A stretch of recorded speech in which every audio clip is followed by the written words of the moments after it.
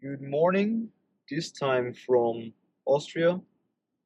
Been on the road a lot the last couple of weeks, traveling back and forth between Austria, Germany, and Switzerland. Also took some time off. Me and my older daughter spent a couple of days in Munich together. Yeah, now I'm on my way picking up my wife and my two daughters, and then we're gonna be headed home back to Switzerland.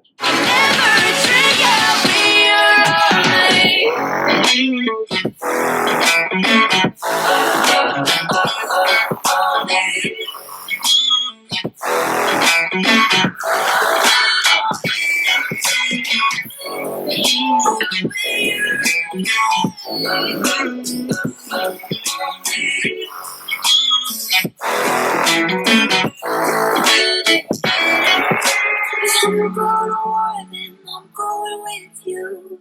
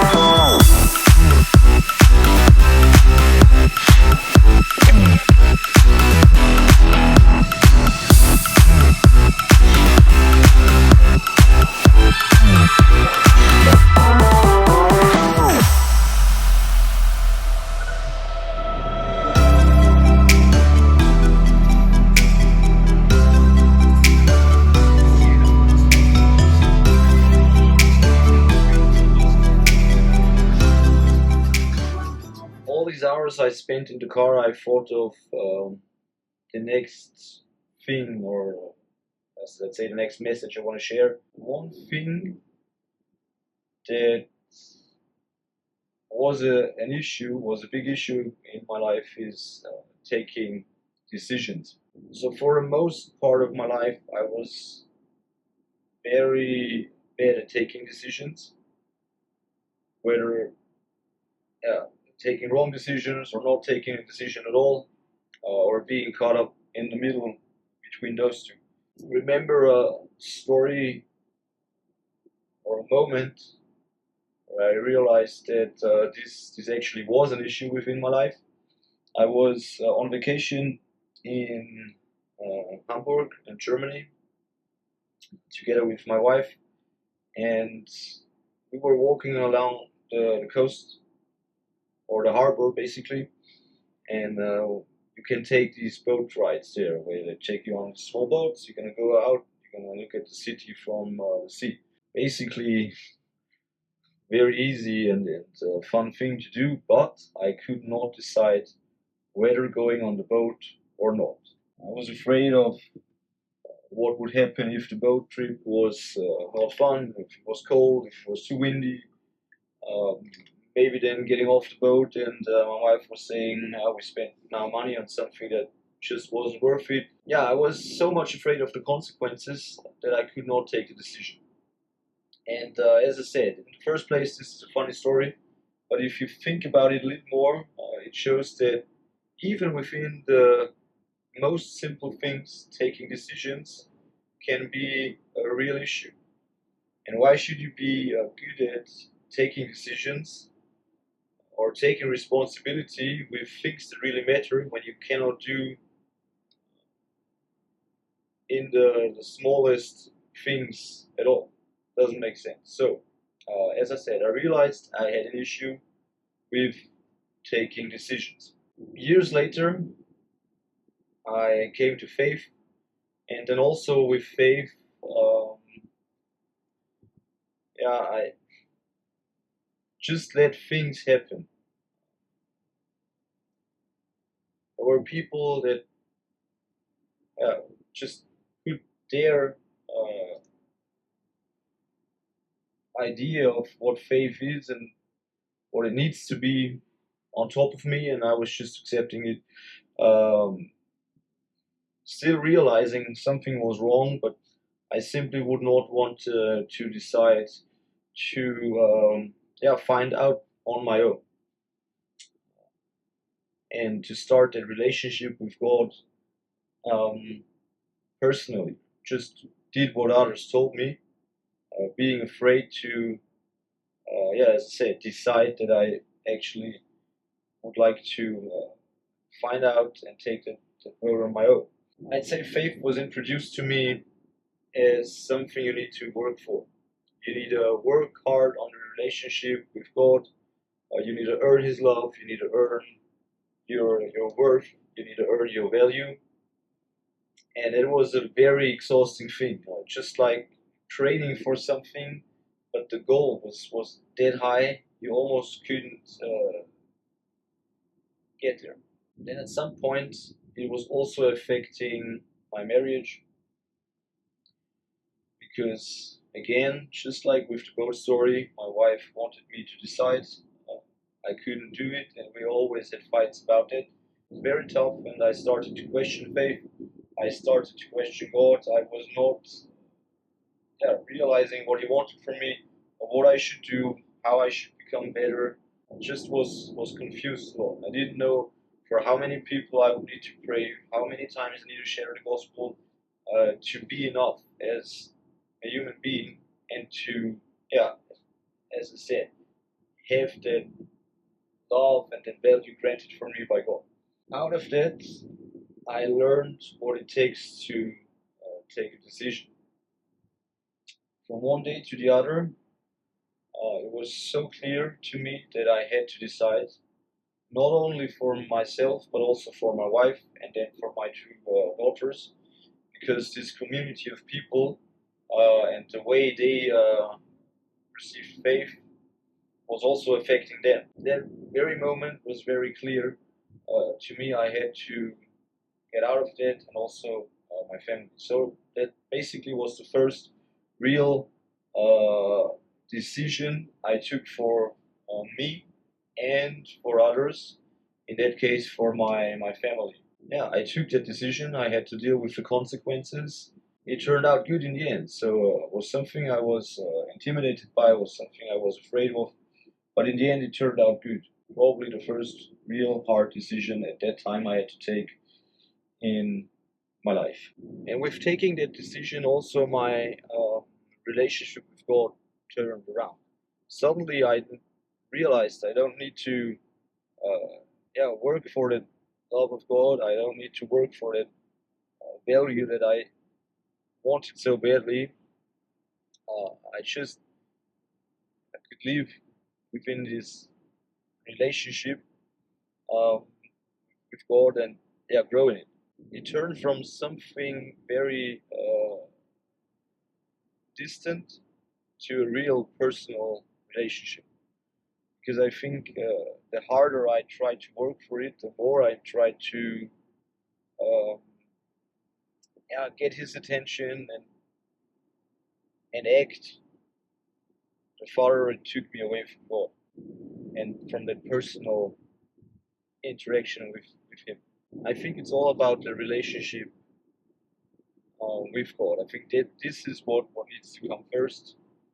And out of that relationship, I want to share the gospel. I want to tell people about Jesus. I want to, live my faith openly, right? Um, but the other way around, if I constantly try to perform and to work in order to have that love, to have that acceptance, to have that value, this is going to be tough. This is going to be hard. And in the end, it doesn't work. I don't think that God needs our performance. What He needs is our humble hearts that are open for Him, knowing that we need Him. We need that relationship with Him. We need Jesus in our life.